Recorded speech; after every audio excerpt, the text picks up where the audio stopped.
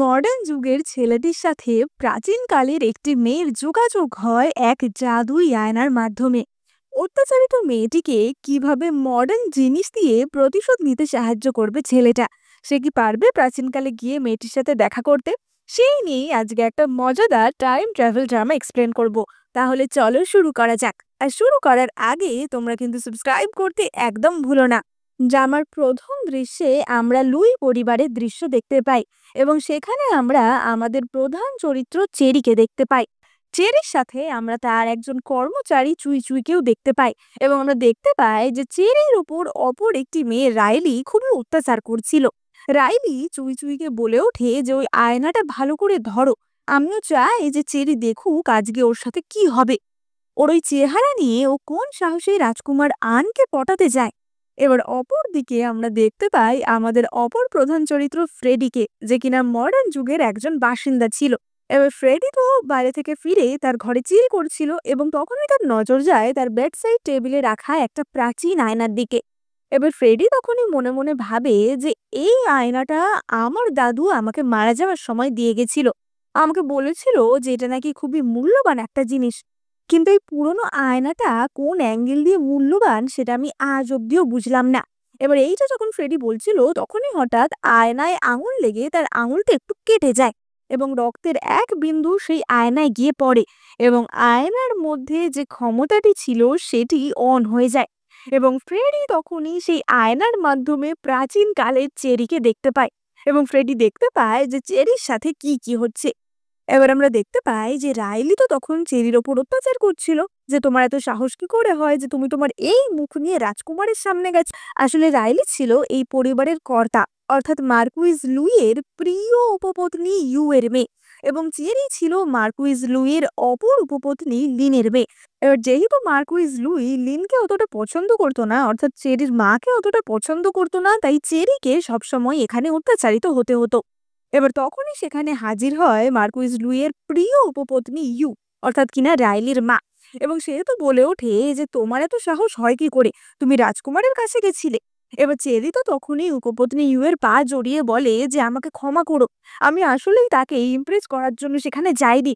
আমি তো তোমার কাছে যাচ্ছিলাম কিছু টাকা চাওয়ার জন্য। আসলে আমার মা খুবই অসুস্থ এবং তার ওষুধ কেনার জন্য আমার একটু টাকা দরকার। সেখানে যাওয়ার পথে আমার রাজকুমারের সাথে এমনি হঠাৎই দেখা হয়ে যায়, এটা ইচ্ছাকৃত ছিল না। কিন্তু উপপত্নী ইউ তো তখনই তার হাতের একটি লোহার কেটলি দিয়ে চেরির মাথায় ঠাঁই করে মারে এবং তিনি বলেন যে মা চেরি, তোমার লেগে গেল, আসলে আমার ভুল করে হাত থেকে ফসকে গেছিল, তোমার টাকা দরকার তো, এই নাও টাকা। এবং এই বলে সে কিছু রূপোর মুদ্রা সেখানে ছড়িয়ে দিয়ে চলে যায় এবং চেরি যখন সেই টাকাগুলো কুড়িয়ে নিচ্ছিল তখন রাইলি তো তার হাত পা দিয়ে চিপে দেয়।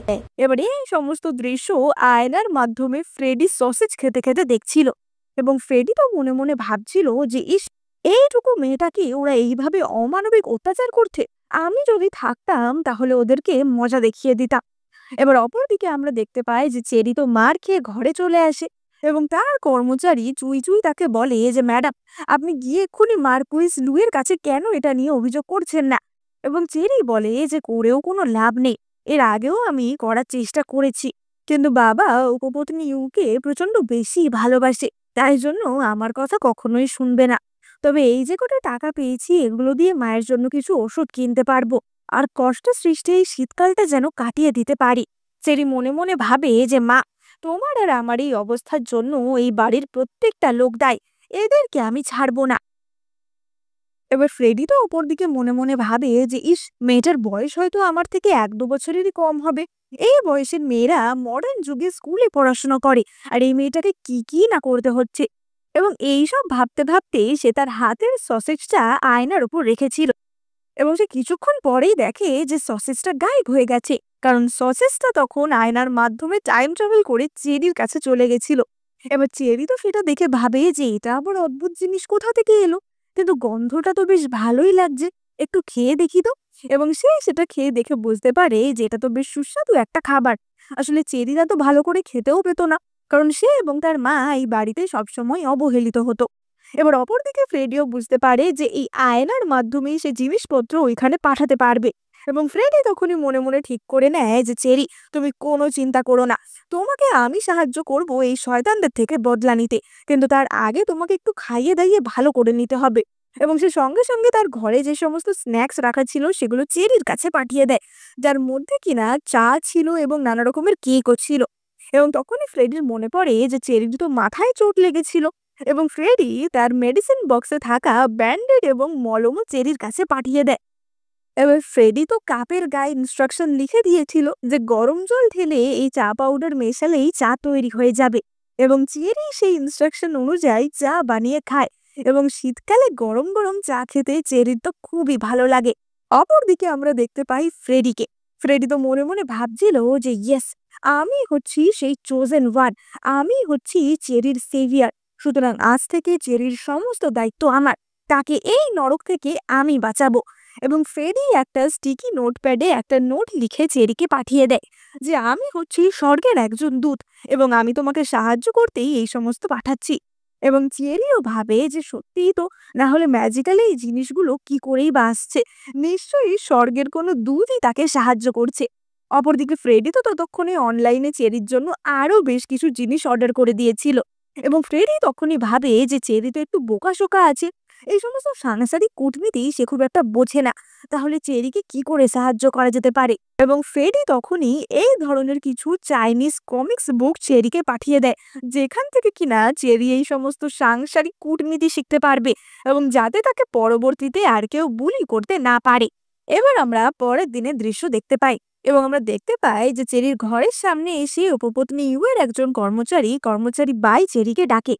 এবার চেরি তো সঙ্গে সঙ্গে তার মডার্ন যুগের সমস্ত জিনিসপত্র লুকিয়ে ফেলে, এবং তার মাথার ব্যান্ডেজটাও খুলে ফেলে যাতে সেটা কেউ দেখতে না পায়।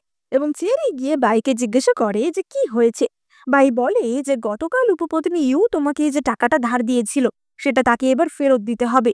এবার চেরি তো বলে ওঠে যে কিন্তু ওটা তো আমার মায়ের ওষুধ কেনার জন্য খরচ হয়ে গেছে। এবং বাই তখনই বলে যে তোমাকে যে করে হোক সেই টাকাটা ফেরত দিতে হবে, কারণ এই টাকাটা সংসার খরচ থেকে তোমাকে দেওয়া হয়েছিল। সুতরাং তুমি যদি টাকা ফেরত না দাও তাহলে হিসাবে গরমিল হয়ে যাবে। তাহলে বলো তোমার এখানে কি জিনিস আছে, সেগুলো বেচে যদি আমি টাকাটা আদায় করতে পারি। এবার চেরিদের ঘরে সত্যি কথা বলতে এমন কোনো দামি জিনিসই আর ছিল না, কারণ যা যা দামি জিনিস ছিল সবকিছুই উপপত্নী ইউ আগেই নিয়ে বেচে দিয়েছিল। এবং চেরি তো তখনই বলে যে আচ্ছা, যদি আমি এক কাজ করি, কালকে গিয়ে আমি যদি লেক থেকে কিছু মাছ ধরে আনি, সেই মাছ বেচে তো তোমরা টাকাটা নিয়ে নিতে পারবে, তোমরা তাহলে সেভাবেই টাকাটা নিয়ে নিও। এবার বাই তো তখনই মনে মনে ভাবে যে এটা একটা ভালো প্ল্যান। কালকে যখন চেরি মাছ ধরতে যাবে তখনই আমি ওকে লেকে ধাক্কা মেরে ফেলে দেব, এই মেয়েটার বেঁচে থাকার কোনো দরকারই নেই। এবং এই কথা ভেবেই বাই চেরির এই কথাতে রাজি হয়ে যায়। এবার চেরি তো পরের দিনই মাছ ধরার জন্য রওনা দেয়, এবং আমরা দেখতে পাই যে চেরি লেকের ধারে মাছ ধরছিল। চেরি তখনই মনে পড়ে যে আগের দিন তার স্বর্গের দূত তাকে যে বইগুলো পাঠিয়েছিল তার মধ্যে ঠিক এমনই একটা গল্প ছিল, যেখানে কিনা একজন মাছ ধরতে গেছিল এবং অপরজন তাকে পিছন থেকে এসে ধাক্কা মারে। তাই জন্য চেরিও ঠিক করে নেয় যে সে কি করবে। এবার সে তো মাছের চারা ফেলার সাথে সাথেই কর্মচারী বাই তাকে ধাক্কা মারতে চলে আসে, এবং তখনই চেরি সাইড থেকে সরে যায়, এবং আমরা দেখতে পাই যে কর্মচারী বাই হুড়মুড় করে জলে পড়ে যায়। এবার চেরি তখনই দেখে যে একজন কর্মচারী সেখান দিয়ে যাচ্ছে, এবং চেরি বুঝতে পারে যে যদি সে ধরা পড়ে যায় তাহলে তার উপর কম অত্যাচার হবে না। এবং চেরি সঙ্গে সঙ্গে চেঁচাতে শুরু করে যে কে আছো, বাঁচাও, এই মহিলা জলে পড়ে গেছে। এবং চেরি নিজেও জলে ঝাঁপ দেয়, কিন্তু তারপরেও সে উপপত্নী ইউ এর অত্যাচারের হাত থেকে বাঁচতে পারে না। এক তো চেরি এই শীতকালের মধ্যে অতক্ষণ জলে ভিজে পুরো পান্তুয়া হয়ে গেছিল, তার মধ্যে তাকে আবার উপপত্নী ইউ এর অত্যাচারও সহ্য করতে হয়। এবং উপপত্নী ইউ তো বলে ওঠে যে সত্যিই চেরি, তুমি একটা অপয়া, তুমি তো জন্মের সময় তোমার ভাইকেও মেরেছিলে, তাই জন্য আমাদের বাড়িতে কোনো ছেলে সন্তানও নেই, তুমি এইটাই ডিজার্ভ করো। এবার ততক্ষণে তো জ্বর এসে চেরি প্রায় অজ্ঞান মতোই হয়ে গেছিল, এবং তাদের কাছে তো চিকিৎসা করার মতো বা চিকিৎসককে ডাকার মতো কোনো পয়সাও ছিল না। এবং আমরা দেখতে পাই যে ফ্রেডি এই সব দৃশ্য কিন্তু আয়না দিয়ে দেখতে পাচ্ছিল, তাই ফ্রেডি সঙ্গে সঙ্গে চেরির জন্য কিছু জ্বরের ওষুধ পাঠিয়ে দেয়, কারণ ফ্রেডি তো চেরিকে নিয়ে খুবই চিন্তিত হয়ে পড়েছিল। ফ্রেডি মনে মনে ভাবে যে ঠিক সময় তো আমি ওষুধগুলো পাঠিয়ে দিয়েছি, কিন্তু আমার বুকটা এত ধড়ফড় করছে কেন, মনে হচ্ছে আমার হার্টবিটটা একটু বেশি ফাস্ট হয়ে গেছে। কালকে সকালবেলা আমি ওর জন্য আরো বেশ কিছু ভিটামিন এবং সাপ্লিমেন্ট পাঠিয়ে দেব। এবার রাতের বেলা চেরি তো ফ্রেডির ওই জ্বরের ওষুধ খেয়ে ঘুমিয়ে পড়ে এবং সকালের মধ্যেই চেরির জ্বর ছেড়ে গেছিল। চেরি তো মনে মনে ভাবে এই যে সত্যি ঈশ্বরের দূত আমাকে কতই না সাহায্য করছে। এবং সে সকালে উঠে দেখে যে তার টেবিলের ওপর আরো বেশ কিছু ওষুধ এবং নানা জিনিস রাখা রয়েছে, যেখানে কিনা চেরির মায়ের জন্য কিছু পুষ্টিকর খাদ্য ছিল। এবার চেরি তো সঙ্গে সঙ্গে তার মায়ের কাছে সেই সব খাবার নিয়ে যায় তার মাকে খাওয়ানোর জন্য। কিন্তু চেরির মা সেই সব দেখে একটু সন্দেহই করে যে চেরি, তুমি এই সমস্ত খাবার কোথা থেকে পেলে? চেরি মনে মনে ভাবে যে আমি যদি মাকে বলি যে ঈশ্বরের দূত আমাকে সাহায্য করেছে, তাহলে তো শিওর মা আমাকে পাগলই ভাববে। তাই মাকে সত্যি কথাটা বলা যাবে না। সে বলে যে আসলে আমার একটি বান্ধবী আমাকে সাহায্য করেছে। এবং চেরির মা ভাবে যে হয়তো কোনো সম্ভ্রান্ত ঘরের মেয়ের সাথে চেরির বন্ধুত্ব হয়েছে এবং সেই হয়তো এইভাবে চেরিকে সাহায্য করেছে। অপরদিকে আমরা ফ্রেডিকে দেখতে পাই যে কিনা শপিং মলে শপিং করতে চলে এসেছিল চেরির জন্য এবং সে তো এইভাবেই চেরিকে সাহায্য করছিল। এবং দিন দিন চেরি এবং তার মা আগের রুগ্ন দশা থেকে বেশ খানিকটা সুস্থ এবং এনার্জেটিক হলো। কিন্তু এই খবর পৌঁছে যায় উপপত্নী ইউ এর কাছে। উপপত্নী ইউকে তাদের বাড়ির যে হিসাব রাখতো সেই লোকটি বলে যে দেখুন, আমরা তো চেরি এবং উপপত্নী লিনকে কোনো টাকাই বরাদ্দ করি না। এমনকি শীতকালে ঘর গরম রাখার জন্য তাদেরকে কোনো কয়লাও দেয়া হয় না। তাদেরকে দুবেলা খাবার মতো পয়সাও দেয়া হয় না। তারপরেও তারা কিন্তু অসুস্থ হচ্ছে না, বরঞ্চ তারা দিন দিন আরো এনার্জেটিক হয়ে উঠছে। এটা কি করে সম্ভব? এবং উপপত্নীও তো তখনই মনে মনে ভাবে যে এরা বড্ড বাড়াবাড়ি করছে, এবার এদেরকে রাস্তা থেকে সরাতেই হবে। এবং উপপত্নী ইউ তখনই কর্মচারীটিকে বলে যে এখনই একজন তাওইস্ট প্রিস্টকে ডেকে আন, যে কিনা চেরির জন্মের সময় ভবিষ্যৎ গণনা করে বলেছিল যে চেরি অপয়া, তাকেই ডেকে আনো। এবার আমরা পরের দিনে দৃশ্য দেখতে পাই এবং আমরা দেখতে পাই যে চেরি তো মহা আনন্দে ছিল, কারণ সে এখন বেশ ভালোভাবেই থাকছিল। কিন্তু তখনই চুই চুই এসে তাকে বলে যে উপপত্নী ইউ একজন প্রিস্টকে ডেকেছে এবং সেই প্রিস্টই বলছে যে এই বাড়িতে নিঃসন্দেহে কেউ অপয়া ব্যক্তি রয়েছে, যার জন্য এই বাড়িতে অনেক বিপদ নেমে আসতে পারে এবং আজকেই সেই অপয়া ব্যক্তিটিকে চিহ্ন করে তাড়িয়ে দেওয়া হবে এবং তাই জন্য সে সবাইকে ডাকছে। চেরি বুঝতে পারে যে এই ফাঁদটা আসলে তারই জন্য, মানে তাকে বিপদে ফেলার জন্যই এমনটা হচ্ছে। এবার সন্ধ্যাবেলা সেই প্রিস্ট সবাইকে জড়ো করে এবং সেখানে চেরি এবং তার মা অর্থাৎ উপপত্নী লিনও হাজির হয় এবং চেরি তো সেখানেও তার সেই জাদুই আয়নাটি নিয়ে গেছিল এবং চেরি আয়নাটি একটি জানলার কাছে রেখে দিয়ে প্রার্থনা করে যে স্বর্গের দূত, আজকে যদি আমি কোনো বিপদে পড়ি তাহলে তুমি দয়া করে এই আয়না দিয়ে দেখিয়ে আমাকে সাহায্য করো। এবার চেরি যখন সেখানে দাঁড়িয়েছিল, হঠাৎ করে উপপত্নী ইউয়ের সেই কর্মচারীটি অর্থাৎ কিনা কর্মচারী বাই সেখান দিয়ে যায় এবং যাওয়ার সময় সে ইচ্ছা করে এক বাটি জল চেরির মায়ের গায়ে ফেলে দেয়। এবার উপপত্নী ইউ তো তখনই বলে ওঠে যে এ মা, তোমার গায়ে জল পড়ে গেল, ঠিক আছে আমি এক্ষুনি তোমার জন্য অন্য কাপড়ের ব্যবস্থা করছি, তুমি তাড়াতাড়ি গিয়ে জামাটা বদলে ফেলো। এবং চেরি তো তখনই বলে ওঠে যে আমি যাব আমার মায়ের সাথে এবং তারা সেখানে জামা বদলে চলে আসে। এবার আমরা সেই তাওইস্ট প্রিস্টকে দেখতে পাই এবং সেখানে চেরির বাবা অর্থাৎ মার্কুইস লুইকেও দেখতে পাই। এবার তাওইস্ট প্রিস্টই তো তলোয়ার ঠলোয়ার নিয়ে অনেক ধরনের নাটক করে এবং মন্ত্রের কাগজ টাগজ জ্বালিয়ে ওর গুণে অনেক ধরনের কথাবার্তা বলে। সে বলে যে এই বাড়িতে একটা ইভিল স্পিরিট রয়েছে এবং তোমরা যারা আজকে এখানে উপস্থিত আছো তাদের মধ্যেই একজন সেটা। এবার মার্কুইস লুই তো তখনই বলে ওঠে যে কিন্তু আমার তো আরো ছেলে মেয়ে রয়েছে, তারা যদিও এখন বাড়িতে নেই, কিছু জনের বিয়ে হয়ে গেছে এবং কিছু জন বাইরে রয়েছে কাজের সূত্রে। এবং তখনই সেই প্রিস্টই বলে ওঠে যে না না, তারা কেউ কোনো এভিল স্পিরিট না, আজকে এখানে যারা আছে তাদের মধ্যেই এভিল স্পিরিট রয়েছে। এবার অপরদিকে ফ্রেডি তো মিরারে এই সমস্ত দৃশ্য দেখতে পাচ্ছিল এবং ফ্রেডি বুঝতে পারে যে আজকে চেরির সমূহ বিপদ আসতে চলেছে। ফ্রেডি মনে মনে ভাবে যে আচ্ছা, এই আয়নার মাধ্যমে যেহেতু আমি জিনিসপত্র পাঠাতে পারি, তাহলে কি এই আয়নার মাধ্যমে আমি নিজে যেতে পারবো না? এবং সে ভাবে যে কিন্তু আমি যদি মডার্ন জামা কাপড় পরে ওখানে চলে যাই, তাহলে তো লোকজন আমাকে দেখে সন্দেহ করবে। তাহলে আমাকে একটা ছদ্মবেশে যেতে হবে। যেহেতু চেরি আমাকে ঈশ্বরের দূত ভাবে, তাই আমিও ঈশ্বরের দূত সেজেই ওখানে যাব। যেমন ভাবা তেমন কাজ। ফ্রেডি তো সঙ্গে সঙ্গে জানলা থেকে পর্দা টেনে নেয় এবং সেই পর্দাটা জড়িয়ে নেয় ঈশ্বরের দূতের মতো। সে ভাবে যে ঈশ্বরের দূতের হাতে যদি একটা অস্ত্র না থাকে তাহলে কি হয়, এবং সঙ্গে সঙ্গে সে তার হাতে একটা ওয়াটার গান নিয়ে নেয়, কারণ অবভিয়াসলি ফ্রেডির কাছে এর চেয়ে ভালো কোনো অস্ত্র ছিল না। অপরদিকে আমরা প্রাচীনকালের দৃশ্য দেখতে পাই মার্কুইস লুই তো বলে ওঠে যে সবাই লাইন করে দাঁড়িয়ে পড়ো, এক্ষুনি আমাদের তাওয়িস্ট প্রিস্ট দেখবে যে কার মধ্যে ওই ইভিল স্পিরিট রয়েছে। এবার তাওয়িস্ট প্রিস্টের হাতে একটা জলের বাটি মতো ছিল এবং সে সেই জলটা সকলের গায়ে ছিটিয়ে দিচ্ছিল। প্রিস্ট বলে যে যার মধ্যে এভিল স্পিরিট রয়েছে তার গা থেকে একটা দুর্গন্ধ বেরোবে এই জল ছেটানোর পর, দেখা যাক কার গা থেকে এই দুর্গন্ধ বেরোয়। এবার সে তো একে একে উপপত্নী ইউ তার মেয়ে এদের দিকে জল ছেটাতে থাকে, কিন্তু তাদের কারুর গা দিয়েই দুর্গন্ধ বেরোচ্ছিল না। প্রিস্টি বলে ওঠে যে তোমরা কেউই এভিল স্পিরিট না, দেখা যাক যে এই মহিলাদের মধ্যে কেউ এভিল স্পিরিট কিনা। এবং এই বলে সে তো চেরির মায়ের দিকে এগিয়ে যাচ্ছিল, কিন্তু চেরি তো তখনই মনে মনে ভাবে যে আজকে আমার মাকে কোনোভাবেই বিপদে ফেলতে দেব না, এবং সে সামনে দাঁড়িয়ে থাকা রাইলিকে এক লাথি মারে। এবার রাইলি তো সোজা গিয়ে পড়ে প্রিস্টের ঘাড়ে, এবং প্রিস্টের হাতে যে জলের বাটিটা ছিল সেটা পুরোই উল্টে যায় মার্কুইস লুয়ের গায়ে, এবং এবং সঙ্গে সঙ্গে মার্কুইস লুয়ের গা থেকে তো দুর্গন্ধ বেরোতে শুরু করে দেয়। সেই মুহূর্তেই সেখানে আয়নার মধ্যে দিয়ে হাজির হয় ফ্রেডি। এবার ফ্রেডি তো সেখানে এসেই চেরিকে দেখতে পায় প্রথমে, এবং ফ্রেডি মনে মনে ভাবে যে বাহ, চেরিকে দেখতে সত্যি কি সুন্দর, আয়নায় ওকে যেমনটা দেখা যায় তার চেয়েও বেশি।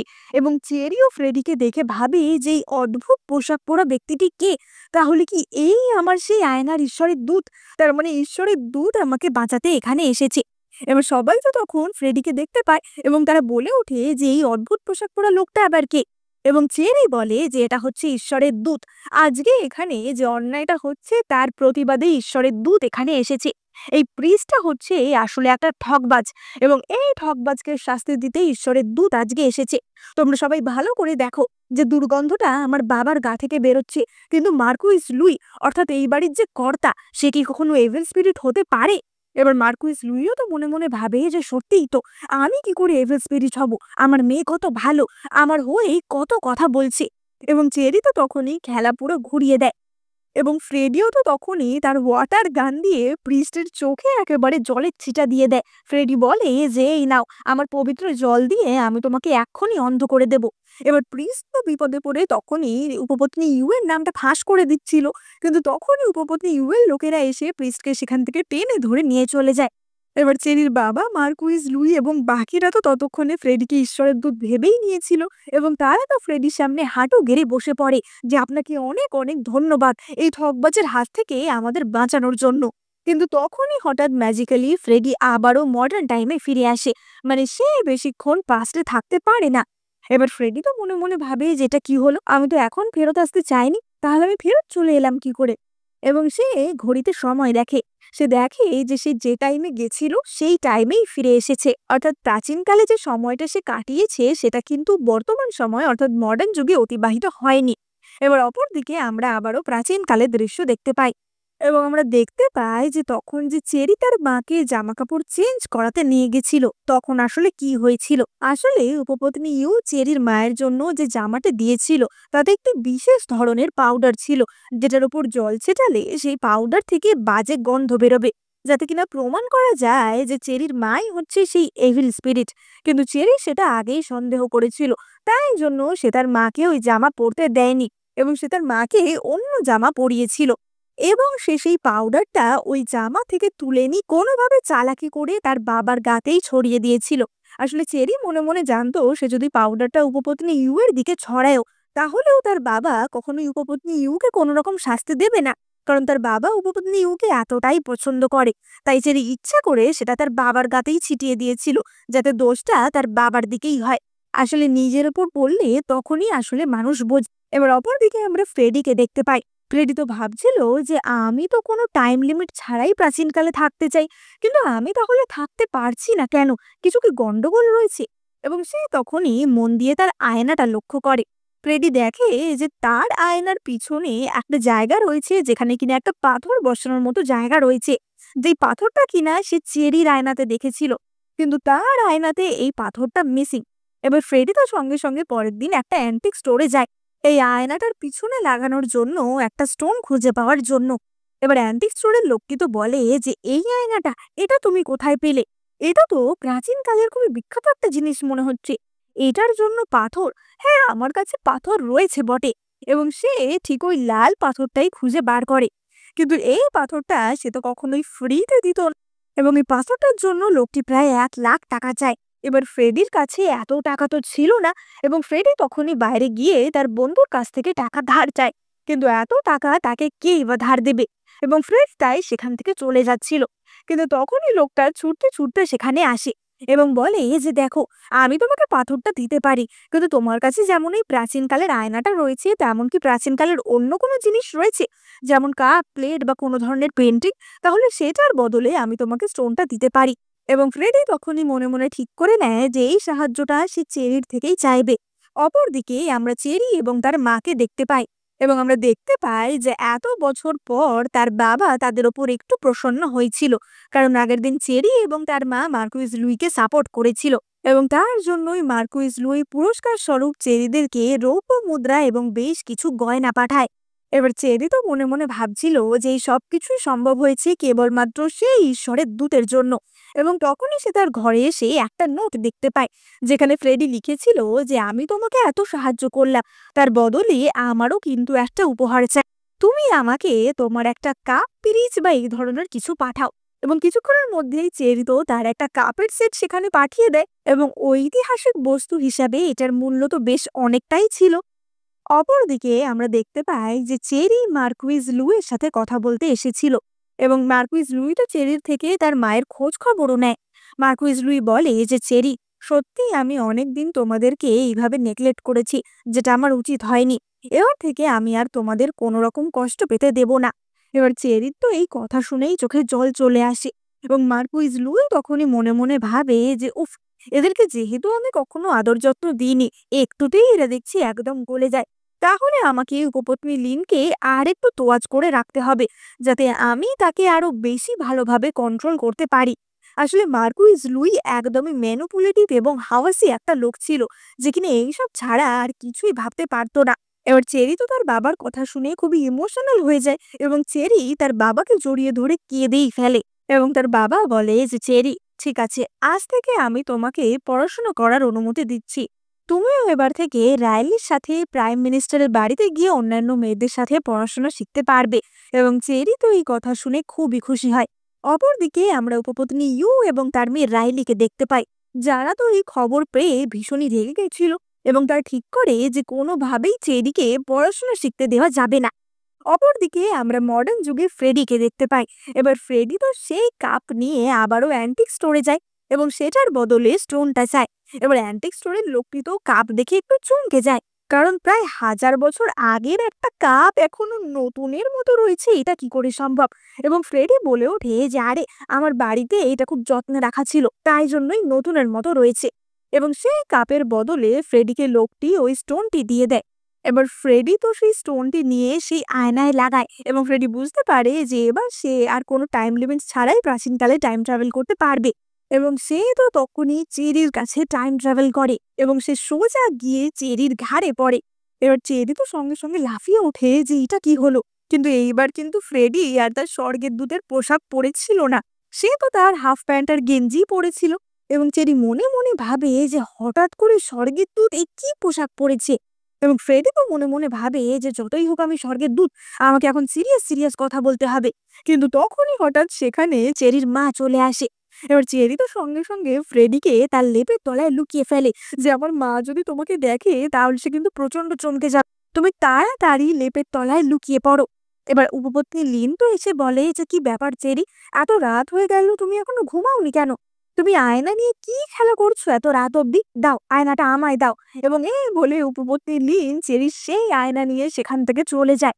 এবার আয়না নিয়ে চলে যাওয়ার ফলে ফ্রেডি তো সেই রাতেই আর মডার্ন যুগে ফিরতে পারে না, তাই জন্য সেই রাতে সে তো চেরির সাথে সেখানেই ঘুমিয়ে পড়ে। এবার আমরা পরের দিন সকালের দৃশ্য দেখতে পাই। পরের দিন সকালবেলায় চেরির সাথে দেখা করার জন্য উপপত্নীও সেখানে হাজির হয়। এবার চেরি তো সঙ্গে সঙ্গে ফ্রেডিকে বলে যে তুমি কিন্তু এখন বাইরে আসবে না, আমি দেখি যে উপপত্নী ইউ আমাকে কি বলতে এসেছে। এবার উপপত্নী ইউ তো মনে মনে ভাবে যে বাবা, চেরি তো দিন দিন আরো কিউট হয়ে যাচ্ছে, ও নাকি প্রাইম মিনিস্টারের বাড়িতে গিয়ে পড়াশোনা শিখবে। আমি ওর জন্য এমন একটা কেক এনেছি যেটা খেলে ওর পেট খারাপের আর শেষ থাকবে না, তারপর আমি দেখব যে ও কি করে পড়াশোনা শিখতে যায়। তাছাড়া এই মেয়েটা তো সারা জীবন পরিবিতেই কাটিয়েছে। ও তো এই সমস্ত কেক-টেক খেয়েও দেখেনি। সুতরাং আমি যখনই ওকে কেক দেব, ও নিশ্চয়ই খাওয়ার জন্য উতলা হয়ে পড়বে। এবং সে বলে যে, "চেরি, আমি তোমার জন্য কিছু কেক এনেছি। এগুলো তুমি খেয়ে দেখো।" এবার চেরি তো সেই কেক নিয়ে ভেতরে চলে যায়। কিন্তু চেরি মনে, মনে তো বুঝতেই পেরেছিল যে কিছু একটা গন্ডগোল আছে। এবং তখনই সে দেখে যে ফ্রেডি এখনো ফিরে যায়নি। এবার চেরি তো বলে যে, "কিন্তু তুমি এখনো ফিরে যাওনি? তাহলে স্বর্গে তোমার কাজগুলো কে করবে?" এবং ফ্রেডি তো তখনই বলে যে, স্বর্গে কাজ করার মতো অনেক দুটি রয়েছে। আমার তোমার এখানে থাকাটা বেশি দরকার। তোমার লোকজনেরা দেখি তোমার উপর বড্ড অত্যাচার করে। তাই আমি এখানে তোমাকে সাহায্য করার জন্যই থেকে গেলাম। এবার চেরি তো তখনই মনে, মনে ভাবছিল যে উপপত্নী ইউকে সে কিভাবে শিক্ষা দেবে। এবং তখনই ফ্রেডি মডার্ন যুগে গিয়ে সেখান থেকে কিছু জোলাপের গুঁড়ো বা ল্যাক্সেটিভ নিয়ে আসে এবং সেগুলো বিস্কুটের ওপর ছড়িয়ে দেয়। ফ্রেডি একটা বিস্কুট তুলে সাইডে রেখে বলে যে, "চেরি, এটা তোমার মাকে দেবে। আর বাকিগুলো ওই শয়তান উপপত্নী ইউকে দেবে।" এবার চেরি তো সঙ্গে সঙ্গে সেই বিস্কুট এবং চা উপপত্নী ইউকে দেয়। এবং সেই চা বিস্কুট চেরির মা এবং উপপত্নী ইউ দুজনেই খায়। কিন্তু চেরির মায়ের বিস্কুটটা অবভিয়াসলি আলাদা রাখা বিস্কুটটা ছিল। এবং এই সময় আমরা আরেকটা জিনিসও খেয়াল করি, এই যে চেরির মায়ের মুখে একটা দাগ ছিল। যাই হোক, এবার চেরি তো বলে যে, "উপপত্নী ইউ, এই বিস্কুটগুলো বাবা আমাদের জন্য পাঠিয়েছে। আপনি খেয়ে দেখুন, খুব ভালো।" তো এই উপপত্নী ইউ তো গপ গপ করে সেই চা বিস্কুট খেয়ে নেয়। কিন্তু কিছুক্ষণের মধ্যেই তার পেট ব্যথা শুরু হয়ে যায় এবং সে তো নানা রকমের আওয়াজও শুরু করে দেয়। এবং উপপত্নী ইউ তো পেট চেপে সঙ্গে সঙ্গে তার ঘরে ফিরে আসে। কিন্তু তাও সে কন্ট্রোল করতে পারে না এবং সে তো পারলে সেখানেই পটি করে ফেলে। এবং তখনই সেখানে হাজির হয় তার স্বামী মার্কুইজ লুই।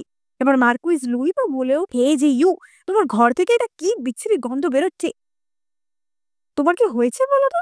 এবং মার্কুইজ লুই তো ঘেন্নায় সেখান থেকে চলে যায়।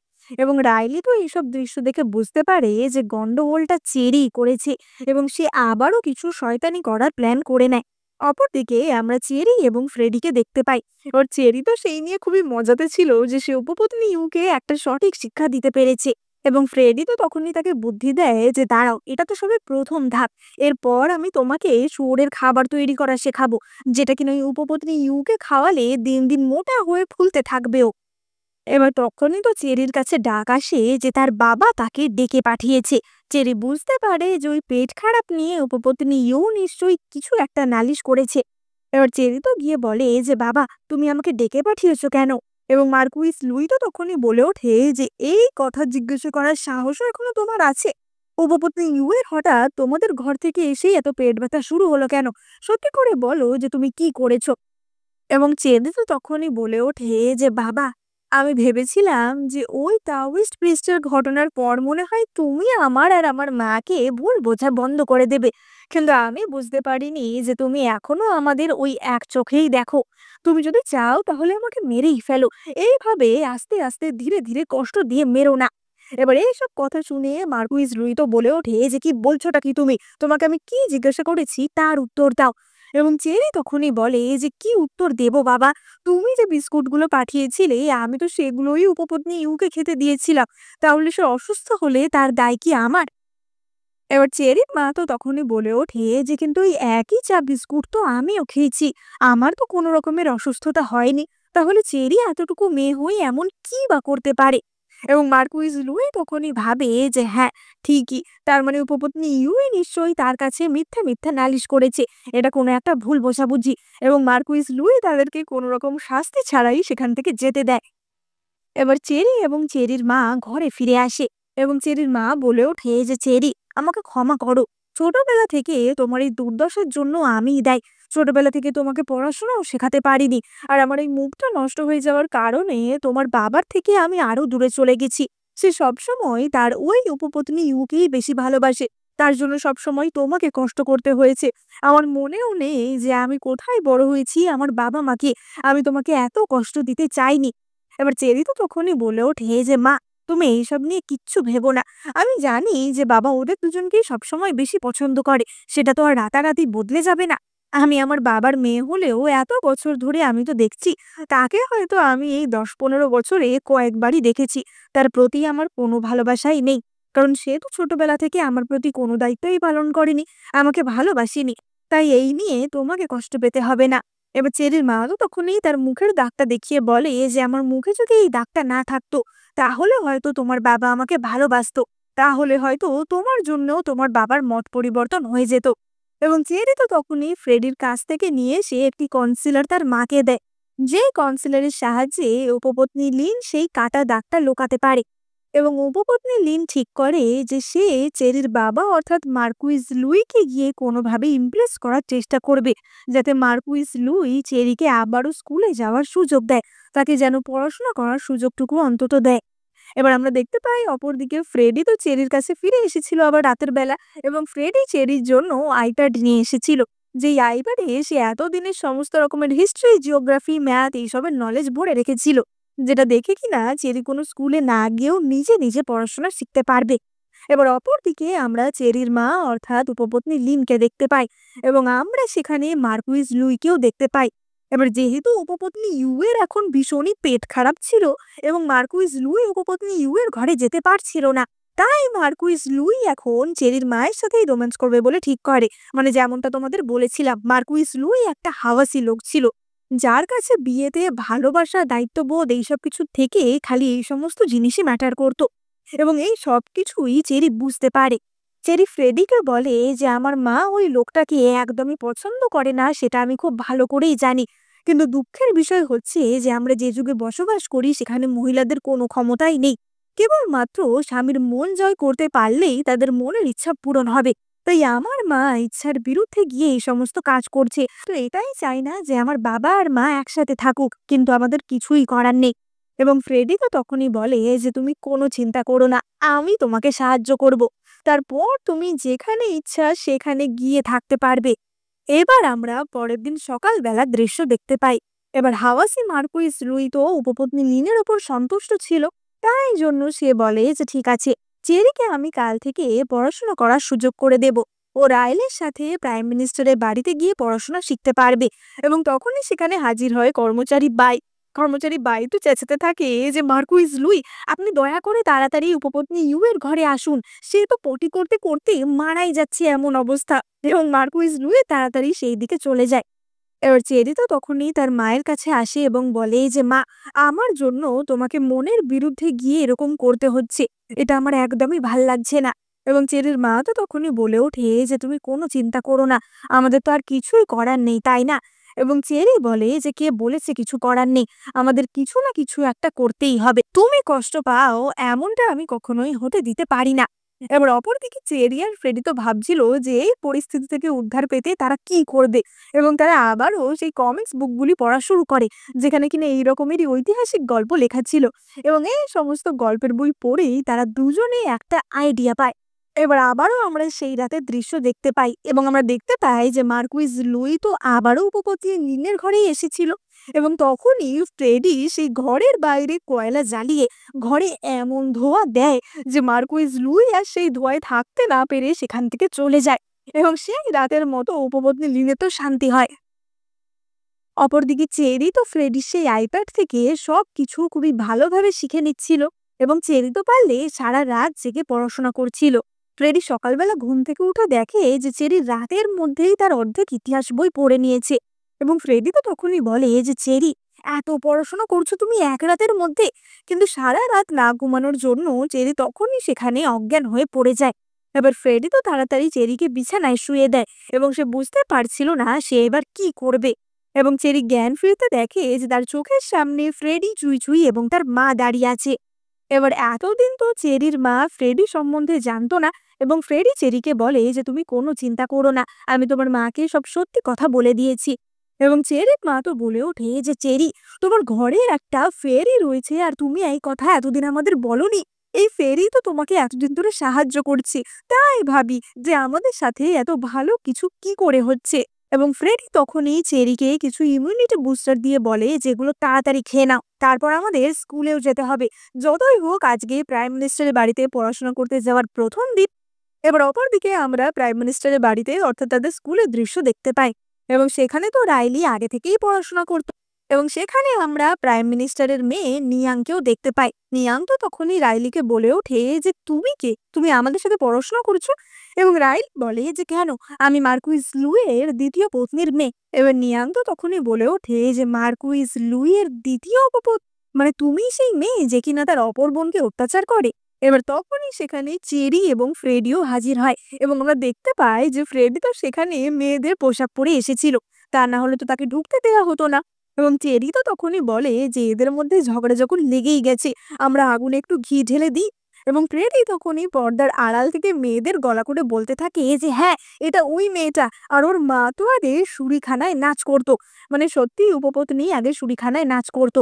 এবং সেখান থেকেই তার সাথে মার্কুইস লুইয়ের পরিচয় হয়েছিল। মানে মার্কুইস লুই এতটাই দুশ্চরিত্র লোক ছিল। এবার প্রাইম মিনিস্টারের মেয়ে নিয়াং তো বলে ওঠে যে, "কি? তোমার মা শুঁড়িখানায় নাচতো? এরকম একটা মানুষের মেয়ে আমাদের সাথে পড়াশোনা করবে? সেটা আমরা কখনোই মেনে নেব না।"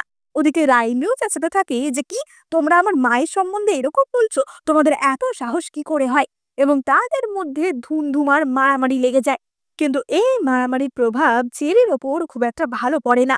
কারণ রাইলি তো এসে তার বাবার কাছে নালিশ করে দেয় যে চেরি এই কথাগুলি তার সম্বন্ধে ছড়িয়েছে। এবং মার্কুইজ লুই এসে চেরিকে ঠাস করে এক চড় মারে যে, "তোমার লজ্জা করে না? তোমার জন্যই তোমার বোনের ওপর এইরকম অত্যাচার হয়েছে।" এবং চেরি তো তখনই বলে যে, "বাবা, তুমি আমাকে মারলে কেন? ও, রাইলি সবার সাথে ঝগড়া করেছে, লড়াই করেছে তার জন্য? সত্যিই আমার ওকে আটকানো উচিত ছিল।" এবার মার্কুইজ লুই তো বলে ওঠে যে, "কি? রাইলি সকলের সাথে লড়াই করেছে? আমি তো শুনলাম যে রাইলিকে সবাই মেরেছে।" এবং চেরি বলে যে, "না, রাইলি সকলকে অপমান করে তাদের সাথে লড়াই করেছে।" এবার চেরি তো পুরোপুরি ভিকটিম কার্ড প্লে করছিল তার বাবাকে ম্যানিপুলেট করার জন্য। এবং আমরা সেখানে ফ্রেডিকেও দেখতে পাই যে কিনা এতক্ষণে প্রাচীনকালের পোশাক পরে পুরোই তখনকার দিনের মতো দেখতে হয়ে গেছিল। এবার তখনই খবর আসে সেখানে যে প্রাইম মিনিস্টার নিজে তার মেয়েকে নিয়ে অর্থাৎ নিয়াংকে নিয়ে মার্কুইজ লুইয়ের সাথে দেখা করতে এসেছে। এবার মার্কুইজ লুই তো সেখানেই চেরিকে সাক্ষী দেওয়ার জন্য ডাকে যে, "চেরি, তুমি সত্যি করে বলবে যে কি হয়েছে।" এবং তখনই ফ্রেডি তাড়াতাড়ি করে মডার্ন যুগ থেকে একটি walkie talkie kind of earphone নিয়ে চেরিকে দিয়ে দেয়, যার একটা দিক ছিল চেরির কাছে এবং অপর দিকটা ছিল ফ্রেডির কাছে। এবার ফ্রেডি তো তখনই ইয়ারফোনে বলে ওঠে যে, "চেরি, এক্ষুনি ন্যাকা কান্না শুরু করে দাও।" এবং চেরি তখনই বসে পড়ে কান্নাকাটি করতে শুরু করে দেয় যে, "বাবা, আমি আমার বোনের নামে কিছু বলতে পারবো না।" এবার নিয়াং তো তখনই বলে ওঠ যে, "মার্কুইজ রুই, আপনি আপনার এক মেয়েকে এত ভালোবাসছেন, তার হয়ে এত কথা বলছেন, আর অপর মেয়ে চেরিকে এইভাবে কেন নাস্তানাবুদ করছেন? এটা কি মানায়?" এবার তখনই বাইরে থেকে ফ্রেডি বলে ওঠে যে, "চেরি, কাঁদো, কাঁদো, কাঁদতে শুরু করো।" এবং চেরি তো ভ্যাঁ ভ্যাঁ করে বলে ওঠে যে, "বাবা, আমি কিছু জানি না। তুমি দয়া করে আমাকে বকো না। আমি কিছু বলতে পারবো না।" এবং এই দৃশ্য দেখে সকলেই তো মার্কুইজ লুইকে আরো বড় ভিলেন ভাবে। এবার রাইলি তো পাশ থেকে বলতে থাকে যে, "বাবা, চেরি ঢং করছে, চেরি মিথ্যাবাদী। চেরির সাথে একটা মেয়ে গেছিল, ওই আমার নামে এই সমস্ত বাজে বাজে কথা বলছিল।" এবার তখনই তো চেরি নিয়াং এর দিকে তাকায় এবং নিয়াং তখনই ইশারা করে দেয় যে আমরা একই দলে আছি। চেরি বলে যে, "বাবা, আমি তো গত 10 বছর ধরে নিজেই চাকরানির মতো থাকি, তা আমি আবার কোন কর্মচারীকে নিয়ে যাব?" এবং নিয়াংও তখনই বলে যে, "হ্যাঁ, আমরা সকলেই দেখেছি যে চেরির সাথে আর কেউই ছিল না।" এবার তখনই তো একজন কর্মচারী সেখানে আসে এবং বলে যে অপর একজন লর্ডের মেয়েও নালিশ করতে এসেছে এখানে রাইলির নামে। এবং মার্কুইজ লুই রাইলিকে ঠাস করে এক চড় মারে যে, "একজন তোমার বিরুদ্ধে মিথ্যে কথা বলতে পারে, কিন্তু এতজন তো মিথ্যে কথা বলবে না। তোমাকে এক্ষুনি সকলের কাছে ক্ষমাতে হবে।" এবং চেরি তো রাইলিকেও শিক্ষা দিতে একদম সক্ষম হয়। এবং তখনই হঠাৎ চুই চুই সেখানে আসে। চুই চুই বলে যে, "চেরি, আমি এক্ষুনি বাজারে গেছিলাম এবং সেখানে আমি হুয়ো তাওকে দেখতে পেয়েছি।" এবার এই কথা শুনে ফ্রেডি তো বলে ওঠে যে, "হুয়ো তাও? সেটা আবার কে?" এবং চেরির মা তখনই বলে যে হুয়ো তাও হচ্ছে চেরির ফিয়ন্সে। হুয়ো তাওয়ের সাথে চেরির অনেক বছর বিয়ে ঠিক হয়ে রয়েছে। আসলে হুয়া তাও একজন শুয়োরের মাংস বিক্রেতার ছেলে এবং এইরকম একটা বাজে লোকের সাথে চেরির বিয়ে ঠিক উপপত্নী ইউ করেছিল, যাতে কিনা চেরিকে ছোট করা যায়। কিন্তু হুয়াটাও পরবর্তীকালে মিলিটারি জয়েন করে এবং বর্তমানে সে অনেক মেডেল জিতে জেনারেল পদ লাভ করেছে। তাই এই জন্য চেরির মা তো বেশ খুশিই ছিল যে উপপত্নী ইউ আমাদের ছোট করতে চাইলেও আসলে সে ছোট করতে পারবে না। আমি খুব খুশি যে এরকম একটা লোকের সাথে তোমার বিয়ে হবে। এবার এই কথা শুনে ফ্রেডি তো হিংসায় চলতে থাকে যে, "কি? তোমার এইটুকু বয়স, তোমার আবার বিয়েও ঠিক হয়ে রয়েছে?" ফ্রেডি মনে মনে ভাবে যে, এ আবার মাঝখান থেকে কি করে চলে এলো?" অপরদিকে চেরিও ভাবে যে আমি ফ্রেডিকে পছন্দ করি ঠিকই, কিন্তু ফ্রেডি তো আসলে একজন স্বর্গের দূত, তাই না? তার সাথে তো আমার কখনো সম্পর্ক হতে পারে না। তাই হুয়োতাওয়ের সাথে বিয়ের সম্পর্কই আমার মেনে নেওয়া উচিত। এবার চুইচুইটা তখনই বলে যে চেরি, তুমি এই বছরই 16তে পড়ছো, তাহলে এই বছরটা তো তোমার বিয়ে করার জন্য একদম সঠিক সময়। চলো আমরা দেখি যে জেনারেল টাও এখন কি করছে। এবং তারা তো তখনই বাজারে হাজির হয় এবং সেখানে আমরা হুয়োতাওকে দেখতে পাই। কিন্তু হুয়োতাওয়ের সাথে আমরা অপর একটি মহিলাকেও দেখতে পাই এবং হুয়োতাও সেই মহিলাটির মাথায় ফুল লাগিয়ে দিচ্ছিল। অর্থাৎ বোঝাই যায় যে হুয়োতাওয়ের সাথে সেই মহিলার কোনো একটা সম্পর্ক ছিল। এবার এই দৃশ্য দেখে ফ্রেডি তো মনে মনে খুশি হয় যে বাঁচা গেছে, চেরির সাথে তাহলে অন্তত এর বিয়ে হবে না। এবং চেরি বাড়ি ফিরে আসার কিছুক্ষণ পরই হুয়োতাও তাদের সাথে দেখা করতে আসে। এবার চেরি তো ঘরে যায় কথা বলতে এবং ফ্রেডি দরজার বাইরে দাঁড়িয়ে লুকিয়ে লুকিয়ে সবকিছু শোনার চেষ্টা করছিল। হুয়োতাও বলে যে আমি জানি যে ছোটবেলায় আমার সাথে চেরির বিয়ের কথা হয়েছিল এবং আমি সেই ব্যাপারেই কথা বলতে এসেছি। আসলে আমি এই বিয়েটা করতে পারবো না, কারণ আমি যখন যুদ্ধে গেছিলাম সেখানে একটি মেয়েকে আমি বাঁচিয়েছিলাম এবং তাকে আমি কথা দিয়েছিলাম যে সারা জীবন তার সাথেই থাকবো।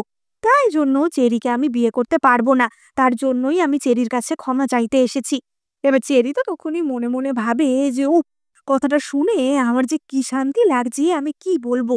বিয়ে ভেঙে গেলেও যে এতটা আনন্দ হয় সেটা আমি আগে বুঝিনি। কিন্তু চেরি তখনই এই সুযোগের সদ্ব্যবহার করে এবং চেরি হুয়োতাওকে বলে যে দেখো, তুমি আমাকে এতদিন বিয়ের প্রতিশ্রুতি দিয়ে রেখেছো, কিন্তু এখন বলছো বিয়ে করবে না। তার ক্ষতিপূরণ হিসেবে তোমাকে আমায় কিছু তো দিতে হবে। এবং হুয়োতাও বলে যে নিঃসন্দেহে, তাই তোমার বিয়ের জন্য আমি যা যা উপহার দেব ভেবেছিলাম, অর্থাৎ যে দেনমোহরটা দেব ভেবেছিলাম, সেটা আমি তোমাকে ক্ষতিপূরণ হিসেবে দিয়ে দেব। আশা করি তাতে তোমার কোনো অসুবিধা নেই। এবং এই কথা শুনে মার্কুইজ লুইও মনে মনে খুশি হয় যে আমাকে তো মেয়ের বিয়ের জন্য কোনো খরচা করতে হলো না, কিন্তু তার বদলে আমি বেশ খানিকটা টাকা পেয়ে যাচ্ছি। সুতরাং এই বিয়ে ক্যান্সেল হলেও আমি সেটা আনন্দ সহকারে মেনে নেব। তাই মার্কুইজ লুইও সেটা আনন্দ সহকারে মেনে নেয়। চেরি তো মনে মনে ভাবে যে এই টাকাটা এলে পুরো টাকাটাই তাদের বাড়ির কোষাগারে চলে যেতে পারে, কিন্তু এখান থেকে কিছুটা অংশ তো চেরি এবং তার মায়ের দরকার। এবং চেরি বলে যে বাবা, আমি চাই যে এই টাকার অর্ধেক অংশ তুমি, কারণ মেয়ের বিয়ে ভেঙে যাওয়ায় বাবাদেরও তো কম কষ্ট হয় না। এবং এই কথা শুনে মার্কুইস লুই তো খুবই ইমপ্রেসড হয়ে যায় যে বাহ, আমার মেয়ে আমার সম্বন্ধে কতটা ভাবে। এবার অপরদিকে আমরা চেরি এবং চেরির মাকে দেখতে পাই। তারা তো আলোচনা করছিল যে এবারে তারা কি করবে, কারণ তখনকার দিনে একটা মেয়ের বিয়ে ভেঙে যাওয়া খুবই বড় একটা ব্যাপার ছিল। কিন্তু ফ্রেডি তো তখনই বলে যে চেরি, এসব নিয়ে তুমি কিছু ভেবো না। ও যে টাকাটা দেবে তুমি সেটা নিয়ে নিজে স্বাধীনভাবে কিছু একটা করার চেষ্টা করবে, যাতে তোমাকে আর তোমার মাকে কারোর ওপর ডিপেন্ড করতে না হয়, যাতে তোমরা ভালোভাবে থাকতে পারো। এবার চেরি আর ফ্রেডি তো সেই দিনই মার্কেটে বেড়াতে এসেছিল, কারণ চেরি তো এই ধরনের শপিং বা কেনাকাটা মার্কেটে বেড়ানো আগে কখনো করেইনি। এবং তারা দুজন ঘুরে ঘুরে সবকিছু দেখছিল এবং সেখানেই আমরা রাজকুমার জেভিয়ারকে দেখতে পাই। এবং রাজকুমার জেভিয়ার বারবার চেরির দিকেই তাকাচ্ছিল। এবার ফ্রেডি তো বলে ওঠে যে তুমি কি একে চেনো? এ বারবার তোমার দিকে তাকাচ্ছে কেন? এবং জেভিয়ার তো তখনই বলে যে তুমি চেরি না, এক্ষুনি ওখানে দাঁড়াবে। আমি জানি না যে তুমি আগের দিন স্কুলে কি করেছো, কিন্তু ভবিষ্যতে কিন্তু রাইলির সাথে কখনোই এমনটা করার চেষ্টা করবে না। এবার ফ্রেডি তো তখনই প্রতিবাদ করে বলে ওঠে যে কি, তুমি চেরির সাথে এইভাবে কথা বলতে পারো না। এবং রাজকুমার তো সঙ্গে সঙ্গে ফ্রেডির হাতে মোচকে দিচ্ছিল এবং তাদের মধ্যে তো তখনই মারামারি লেগে গেছিল।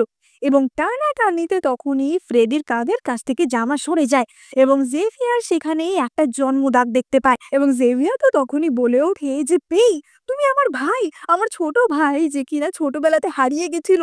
তোমার জন্মদাগটাও তো ঠিক একই জায়গায়, তার মানে তুমিই আমার ভাই। এবং জেভিয়ার তো সঙ্গে সঙ্গে উল্টে ফ্রেডিকে আদর করতেই শুরু করে দেয়। এবার তারা তো একটি সরাইখানায় আসে কথা বলার জন্য এবং জেভিয়ার বলে যে পেই, তুমি প্রায় 10-15 বছর আগে হারিয়ে গেছিলে। আমি কখনোই ভাবিনি যে ভাগ্য আবার আমাদের দেখা করিয়ে দেবে। তুমি তাড়াতাড়ি বাড়ি চলো, বাবা মা তোমাকে দেখলে ভীষণই খুশি হবে। এবার চেরি তো বলে ওঠে যে না, ফ্রেডি তোমার সাথে যাবে না, ফ্রেডি আমার সাথে থাকে। চেরি মনে মনে ভাবছিল যে ফ্রেডি যদি চলে যায় তাকে গিয়ে সাহায্য করবে, কিন্তু ফ্রেডি তখনই বলে যে আমি জেভিয়ারের সাথে যাব। এবং সে জেভিয়ারের সাথে রাজপ্রাসাদে রওনা হয় এবং চেরিকে একাই বাড়িতে ফিরে আসতে হয়। এবার চেরি বাড়ি আসতেই চুই চুই তাকে বলে ওঠে যে ম্যাডাম, তুমি কোথায় ছিলে? তুমি যখন ছিলে না, জেনারেল হুদাও তোমার জন্য যে গিফটগুলো পাঠিয়েছিল এবং যে টাকাটা পাঠিয়েছিল, সেই সব কিছুই মার্কুইজ লুই নিয়ে নিয়েছে এবং সেগুলো নিজের কোষাগারে রেখে দিয়েছে। এবার চেরি তো তখনই বলে ওঠে যে তাতে ভয় পাওয়ার কি আছে, এখন আর আমরা ওদেরকে ভয় পাবো না, ওরা আমাদের ভয় পাবে। এবং এই বলে চেরি চুই চুইর কানে কানে কিছু কথা বলে। এবং চেরি আসলে চুই চুইকে বলেছিল তার বাবার নামে কিছু কথা রটিয়ে দিতে। এবার কিছুদিন পরই মার্কুইজ লুইয়ের কাছে খবর আসে যে সারা শহরে তার নামে নানা কথা রটে গেছে, যে মার্কুইজ লুই নাকি একজন সরাইখানার মহিলাকে বিয়ে করে এনেছিল, এবং সেই বউকে বিয়ে করার পর সে তার অন্য বউ এবং স্ত্রী তার সন্তানকে কোনোই পাত্তা দেয় না, তাকে নেগলেক্ট করে। যদিও এই কথার মধ্যে রটনা কিছুই ছিল না, পুরোটাই ছিল সত্যি ঘটনা। এবার এই কথা শুনে মার্কুইস লুই তো প্রচন্ড রেগে যায়, এবং তখনই অপর একজন কর্মচারী জানায় যে রাজকুমার জেভিয়ার এবং তার ভাই এখানে এসেছে, তারা নাকি কিছুদিন এখানে থাকবে। আর মার্কুইস লুই তো তখনই তাদেরকে ওয়েলকাম করতে আসে, এবং ফ্রেডি তো তখন নিজের মুখ লুকাচ্ছিল, কারণ কিছুদিন আগে সে ছিল স্বর্গের দূত, আর আজকে সে হয়ে গেল জেভিয়ারের ভাই। এবার জেভিয়ার তো তখনই বলে ওঠে যে মার্কুইস লুই, আসলে আমার এই ভাইটি ছোটবেলায় হারিয়ে গেছিল, এবং তাকে আমরা এত বছর পর খুঁজে পেয়েছি। আপনি হয়তো একে চিনবেন না, এটা হচ্ছে পেই, আমার তৃতীয় ভাই। এবং ফ্রেডি তখনই বলে ওঠে যে আমি কিছুদিন ধরে রাস্তাঘাটে নানা রকমের গুজব শুনতে পাচ্ছি, যে আপনার বাড়িতে নাকি আপনার উপপত্নী দিন এবং তার মেয়ে চেরির ওপর অনেক অত্যাচার করা হয়, তাই এখানে থেকে আমি এটাই দেখার জন্য এসেছি যে এই কথাগুলো সত্যি কিনা। এবার চেরিও তো তখন সেখানে আসে, এবং সে ফ্রেডিকে দেখে খুবই খুশি হয়, কারণ ফ্রেডি তাকে সাপোর্ট করার জন্য আবারও ফিরে এসেছিল। আসলে ফ্রেডি ইচ্ছা করেই জেভিয়ারের সাথে গেছিল। জেভিয়ার যেহেতু একজন রাজকুমার, ফ্রেডিও তাই রাজকুমারের ভাই হয়ে থাকলে বেশ কিছু ক্ষমতা পাবে, তাই জন্যই। অপরদিকে আমরা উপপত্নী ইউকে দেখতে পাই, যে কিনা একটা দামি ফুলদানি নিয়ে সেটা খুবই আনন্দের সাথে দেখছিল। এবং তখনই তো রাইলি এসে বলে যে মা, তোমার কি খালি এই সমস্ত জিনিস ছাড়া আর কিছুই ভাল লাগে না? খালি টাকা পয়সা গয়না গাটি আর এইসব, তুমি জানো শহরে আমাদের নিয়ে কি কি গুজব রটছে? এবং উপপত্নী ইউ তো বলে ওঠে যে আরে যা রটছে রটুক না, তোমার বাবা এমনিতেও আমাকেই বেশি ভালোবাসে, তাই যাই গুজব রটুক না কেন, তোমার বাবা আমার ফেভারেই কথা বলবে। এবং তখনই সেখানে ফ্রেডি এবং জেভিয়ারও আসে। এবং ফ্রেডি তো তখনই বলে ওঠে যে আমি শুনেছি নাকি এই উপপত্নী এবং তার মেয়ে মিলে চেরির ওপর অনেক অত্যাচার করেছে, এতদিন ধরে তার সমস্ত সম্পত্তি লুটেছে। এখন আমি চেরিকে বলছি, তোমার এখানে যা যা পছন্দ সব কিছু তুমি নিয়ে নিতে পারো। এবার চেরি তো তখনই একটুখানি নাটক করে বলে যে না না, তা কি কখনো হতে পারে। এবং চেরির বাবাই তখনই বলে ওঠে যে না না, চেরি তোমার যা যা ইচ্ছা তুমি এখান থেকে নিয়ে নাও। এবং তারা এতদিন চেরির মায়ের কাছ থেকে যে সমস্ত জিনিস চুরি করে নিয়ে গেছিল সেই সব কিছুই চেরি আবার ফিরিয়ে আনে। এবং ফ্রেডি তো দেখায় যে সে উপপত্নী লিনের কিছু লুকিয়ে রাখা টাকাও নিয়ে এসেছিল, যেগুলো দেখে চেরি আরো খুশি হয়। এবং জেভিয়ারও তো তখন তাদের সাপোর্টেই ছিল। এবার জেভিয়ার তখনই সেই আয়নাটা লক্ষ্য করে, অর্থাৎ কিনা যেই আয়নার সাহায্যে তারা টাইম ট্রাভেল করছিল। জেভিয়ার বলে ওঠে যে এই আয়নাটা কার। এবং চেরি তো সঙ্গে সঙ্গে সেটা কেড়ে নিয়ে বলে যে এটা আমার আয়না, মেয়েদের এরকম অনেক আয়নাই থাকে। এবং তখনই জেভিয়ারের একটা পুরনো কথা মনে পড়ে যায়।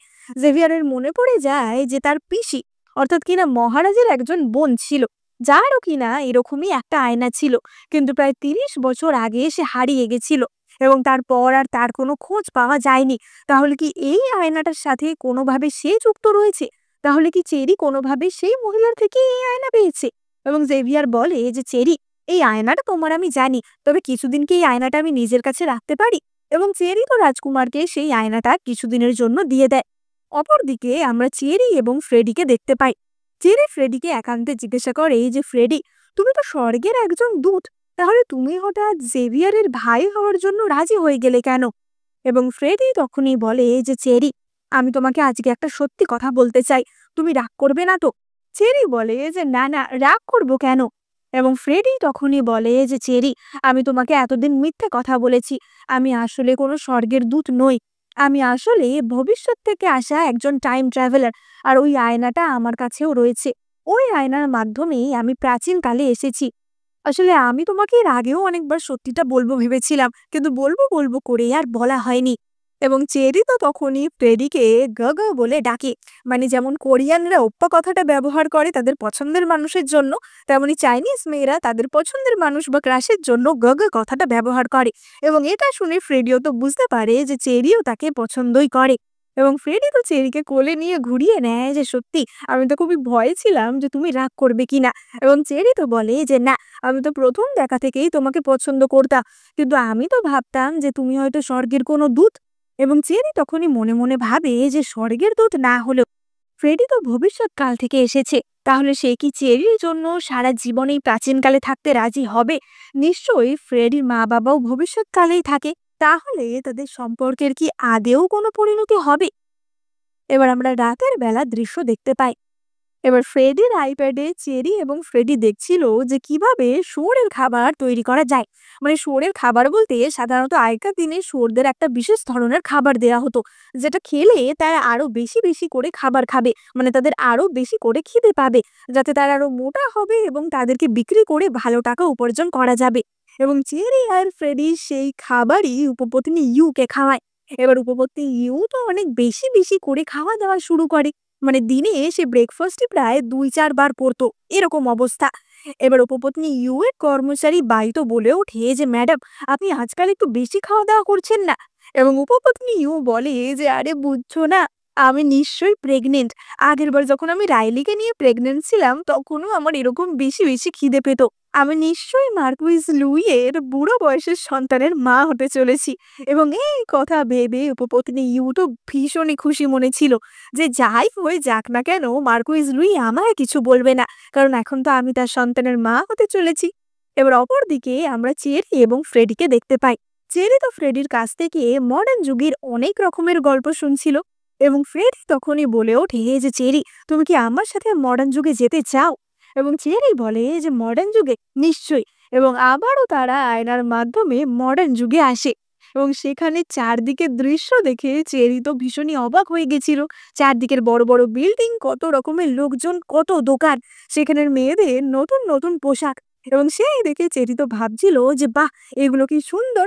এবং ফ্রেডি তখনই তাকে একটা শপিং মলে শপিং করাতে নিয়ে যায়, যেখানে কিনা চেরি নানা রকমের ড্রেস পরে দেখে। এবং ফ্রেডি তো তাকে নিয়ে কনভিনিয়েন্স স্টোরেও আসে, যেখান থেকে তারা অনেক কিছু কেনাকাটি করে আবারও প্রাচীন যুগে ফিরে আসে। চেরি বলে যে, সত্যি মডার্ন দুনিয়া ভীষণ মজার, আমাকে আবার কবে নিয়ে যাবে বলো? এবং ফ্রেডি তো তখনই বলে যে, তুমি যেদিন যেতে চাইবে সেই দিনই। কিন্তু চেরি তখনই হঠাৎই একটি মহিলার কান্নার আওয়াজ শুনতে পায় এবং চেরি দেখে যে চুই চুই খুবই কান্নাকাটি করছে এবং চেরির মা অর্থাৎ উপপত্নী লিন মাথায় আঘাত পেয়ে শুয়ে রয়েছে। এবার চেরি তো তখনই চুই চুইকে জিজ্ঞাসা করে যে, চুই চুই, এটা কি করে হলো? এবং চুই চুই বলে যে এটা রাইলি করেছে। রাইলি আবারও তার আগের অবতারে ফিরে এসেছে এবং সে আবারও উপপত্নী লিনের ওপর অত্যাচার করেছে। এবং চেরি তখনই বলে যে, রাইলি, তুমি আমার মাকে আঘাত দিয়েছো, আমিও তোমার মুখ একেবারে নষ্ট করে দেব। আসলে উপপত্নী লিনের গালে যে দাগটা ছিল সেটা তো কনসিলারের জন্য ঢাকা পড়ে গেছিল, তাই জন্য ওই রাইলি হিংসা করে এবং রাগ করে তাকে এইভাবে আঘাত দিয়েছিল, যাতে কিনা মার্কুইস লুই আর চেরির মাকে অতটা পছন্দ না করে। এবার চেরি তো তখনই রাইলির সাথে দেখা করতে যায়। রাইলি বলে ওঠে যে, চেরি, তুমি এখানে কি করতে এসেছো? আমি যা করেছি বেশ করেছি। তুমি যদি ভাবো সেই নিয়ে তুমি আমাকে কিছু কথা শোনাবে তাহলে ভুলে যাও। এবং চেরি তখনই বলে যে, রাইলি, তুমি কি বলছো? আমি তোমার সাথে কোনোই ঝগড়া করতে আসিনি। আমি তো তোমাকে সেই মহৌষধি ক্রিমটা দিতে এসেছি, যেটা লাগিয়ে কিনা আমার মায়ের ওই দাগটা সেরে গেছিল। তুমিও এই ক্রিমটা লাগাও, তাহলে তোমার মুখ আরো সুন্দর হয়ে যাবে। কিন্তু চেরি যে ক্রিমটা রাইলিকে দিয়েছিল সেটা আসলেই কোনো কনসিলার ছিল না, সেটা ছিল একটা বিষাক্ত ক্রিম, যেটা মাখার পরই রাইলির মুখ তো পুরো লাল গোটায় ভরে গেছিল। একদিকে রাইলির মুখ তো লাল লাল হয়ে যায় এবং অপরদিকে উপপত্নী ইউ তো একেবারেই শুয়োরের মতোই খাওয়া দাওয়া করছিল। এবার রাইলি তো রেগে মেগে চেরির সাথে দেখা করতে আসে যে, চেরি, তুমি আমাকে কি ক্রিম দিয়েছো? এটা মাখার পর থেকেই আমার গালটা এরম লাল লাল হয়ে যাচ্ছে, জ্বালা করছে। এবং চেরি বলে যে, তুমি ভয় পাচ্ছ কেন? এটা তো ক্রিমের এফেক্টেই হচ্ছে। দেখো, এই গালটা প্রথমে লাল হয়ে যাবে, তারপর আস্তে আস্তে তোমার গালের চামড়াটা উঠে যাবে এবং তারপরই তোমার উজ্জ্বল একদম বাচ্চাদের স্কিনের মতো নরম নরম ত্বক বেরিয়ে আসবে। তাহলে বুঝবে যে কতটা সুন্দর লাগে। এবং চেরির এই কথায় রাইলি তো পুরোই বোকা বনে যায় এবং এই কথা বিশ্বাস করে সে চলে যায়। এবার আমরা পরের দিন মার্কুইস লুইকে দেখতে পাই এবং তার সাথে তার প্রিয় উপপত্নী ইউ এবং রাইলিকে দেখতে পাই। এবার মার্কুইস লুইও তো এতদিনে বিরক্ত হয়ে গেছিল, কারণ উপপত্নী ইউ খালি সারাদিন ধরে গপ গপ করে গিলছিল আর রাইলি ওদিকে মুখে গোটা নিয়ে পুরোই ইনফেকশন নিয়ে বসেছিল এবং বিরক্ত হয়ে মার্কুইস লুই সেখান থেকে চলে যায়। এবং তখনই উপপত্নী ইউ বলে ওঠে যে দাঁড়াও, এদের বাড়াবাড়ি আমি আর সহ্য করতে পারছি না, এক্ষুনি একজন চিকিৎসককে ডাকো। আমি আজকে সবার কাছে অ্যানাউন্স করব যে আমি মার্কুইস লুইয়ের সন্তানের মা হতে চলেছি। এই বুড়ো বয়সে ছেলের বাবা হতে পারলে সে যে কি খুশিটাই না হবে। এবার রাতের বেলা তো সকলের সামনে চিকিৎসককে ডাকা হয়। ইউ ভাবছিল যে চিকিৎসক ঘোষণা করবে যে ইউ প্রেগনেন্ট, কিন্তু চিকিৎসক বলে যে প্রেগনেন্ট? তুমি তো কেবলমাত্র মোটা হয়েছো। আমি তোমাকে একটা ওষুধ দিচ্ছি যাতে তোমার খাওয়া দাওয়া ঠিক হবে, তাহলে তোমার চেহারা আবার আগের মতো হবে। এবং চেরি তখনই বলে ওঠে যে ইউ, তুমি এই ধরনের চালাকি বাবার সাথে কেন করছো বলো? এমনিতেও তো বাবা মায়ের থেকে বেশি তোমাকেই পছন্দ করে, তারপরেও বাবার ভালোবাসা পাওয়ার জন্য এই সমস্ত মিথ্যাচারিতা না করলেই নয়। এবার ইউ তো তখনই রেগে গিয়ে চেরিকে মারতে যাচ্ছিল, কিন্তু তখনই মার্কুইজ লুই উপপত্নী ইউকে ঠাস করে এক চড় মেরে সরিয়ে দেয় যে তোমার এত সাহস হয় কি করে? ও আমার মেয়ে, ওর গায়ে তুমি হাত তোলো কি করে? তুমি আমার ফেভার পাওয়ার জন্য আমাকে এইভাবে বোকা বানাচ্ছিলে? তোমাদের দেখলে আমার গা জ্বলে যাচ্ছে।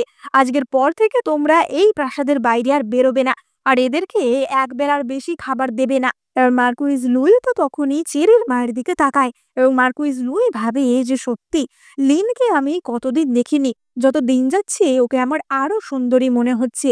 এবং সে বলে যে আজকে রাতে আমি তোমার ঘরে আসব।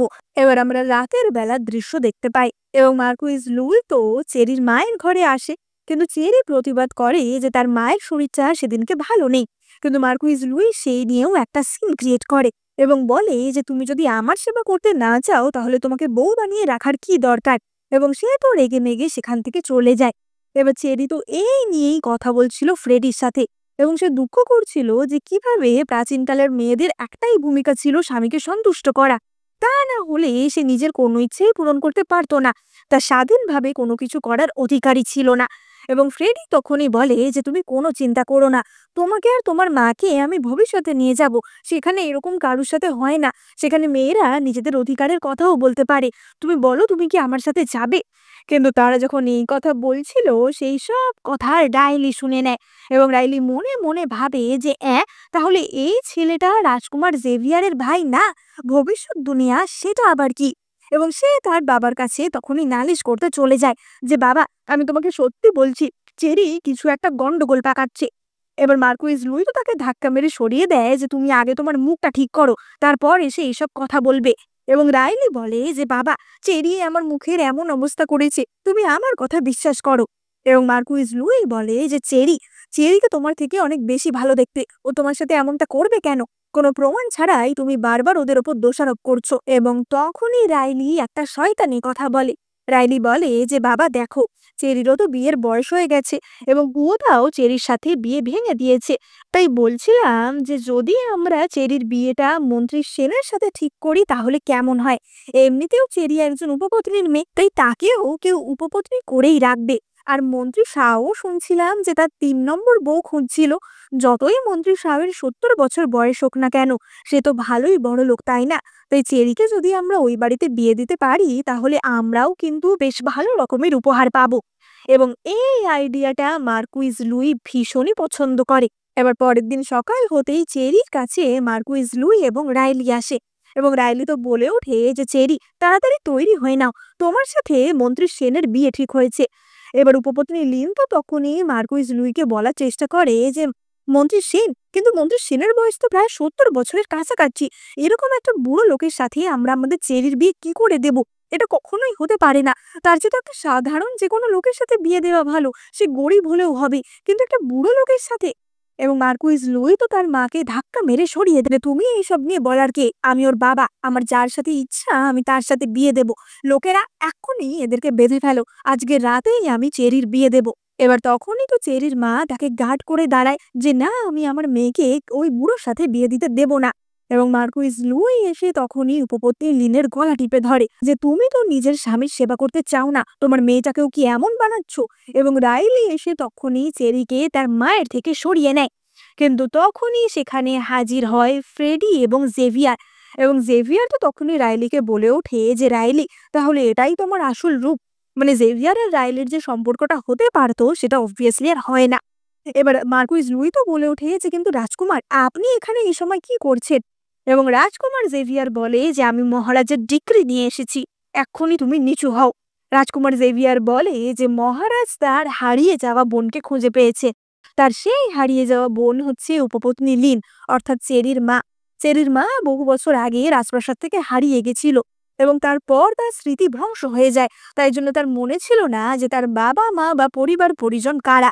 কিন্তু তার সেই যে আয়নাটা ছিল, সেই আয়নাটার মাধ্যমেই জেভিয়ার খুঁজে বার করতে পেরেছে যে উপপত্নী লিনই হচ্ছে মহারাজের নিজের বোন। সুতরাং মহারাজ উপপত্নী লিনকে রাজকুমারী হিসেবে ঘোষণা করেছেন এবং তার মেয়ে অর্থাৎ চেরিকেও তিনি রাজকুমারী মর্যাদায় সম্মান দিতে চান। এবার এই কথা শুনে চেরি এবং তার মা তো খুবই খুশি হয়, কারণ আলটিমেটলি তারা এই নরক থেকে বেরোতে পারবে। এবার মার্কুইস লুই তো সুযোগ বুঝে তখনই আবার চেরির মাকে জড়িয়ে ধরে সবকিছু মিটমাট করতে চায়, কিন্তু চেরির মা তো তাকে ধাক্কা মেরে সরিয়ে দেয়। লিন বলে যে যেহেতু আমি একজন রাজকুমারী, আশা করছি আমার নিজে থেকে ডিভোর্স দেওয়ার অধিকার রয়েছে, তাই আমি মার্কুইস লুইয়ের সাথে সমস্ত সম্পর্ক ছিন্ন করছি। এতদিনে আমার সাথে যা হয়েছে তার বদলে এইটুকু শাস্তি ওর প্রাপ্য। এবং চেরির মা চেরিকে নিয়ে সেখান থেকে রাজপ্রাসাদের উদ্দেশ্যে রওনা দেয়। এবার রাইলি তো তখনই তার বাবাকে বলতে আসছিল যে, বাবা তুমি দেখলে ওরা কি করলো? এবং মার্কুইস লুই তো রেগে মেগে রাইলিকেই মারতে শুরু করে যে, আমার মহারাজের জামাই হওয়ার শখ ঘুচে গেল, আমার আর মহারাজের জামাই হওয়া হলো না এবং তার জন্য তোমরাই দায়ী, তোমাদেরকে এক্ষুনি আমি গোয়াল ঘরে বন্দি করব। এবং এই বলে সে তো রাইলিকে এবং তার মাকে অর্থাৎ শয়তান মা বেটিকে গোয়াল ঘরে বন্দি করে এবং সেখানেই না খেতে পেয়ে অসুস্থ হয়ে রাইলি মারা যায়।